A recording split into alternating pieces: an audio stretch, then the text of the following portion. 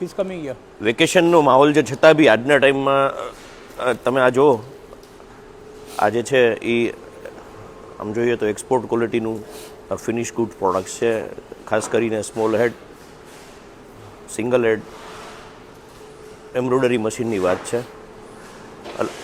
વેકેશનનો માહોલ હોવા છતાં બી આ અત્યારે આપણે દાશનભાઈને જ પૂછીએ.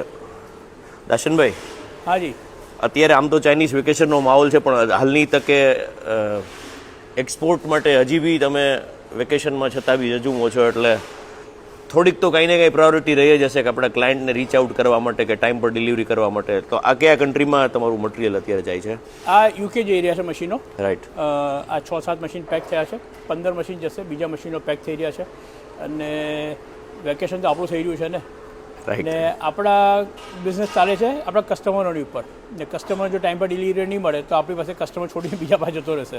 ક્વોલિટી ગમે એટલી સારી આપો, પણ ખાલી ક્વોલિટી આપવા કરતાં ડિલિવરી અને ક્લાયન્ટ સેટિસ્ફેક્શન આ બહુ જ ઇમ્પોર્ટન્ટ વસ્તુ છે, ને જેનાથી જ આપણે આટલા વર્ષોથી ટકેલા છે. ક્લાયન્ટ આપણી સાથે રહેશે તો આપણે ધંધામાં રહી શકશું. એબ્સોલ્યુટલી. એક વાત અહીંયા તમને નોટ કરતાં જણાવું કે ભાઈ યુકેની અંદર બી દાશનભાઈ એક સારી એક એમ્બ્રોઇડરીની ફ્રેટર્નિટી સાથે કનેક્ટેડ છે, જે દાશનભાઈની સાથે જ રહીને જે ફેશન છે, બુટિક છે, અને તમને ખબર જ હોય કે ટેક્સટાઇલની શરૂઆત માન્ચેસ્ટર શહેરથી થઈ છે, અને આપણું અમદાવાદ બી એક ટાઈમનું માન્ચેસ્ટર કહેવાતું, બટ એની માન્ચેસ્ટર છે, આફ્રિકા છે, ઇવન યુએસ છે, ઇન્ડિયા છે. દાશનભાઈ 96 કન્ટ્રી સાથે કનેક્ટેડ છે, એટલે અલગ અલગ કન્ટ્રીના અલગ અલગ ટેસ્ટ એમને સારી રીતે બખૂબી રીતે ખ્યાલ છે.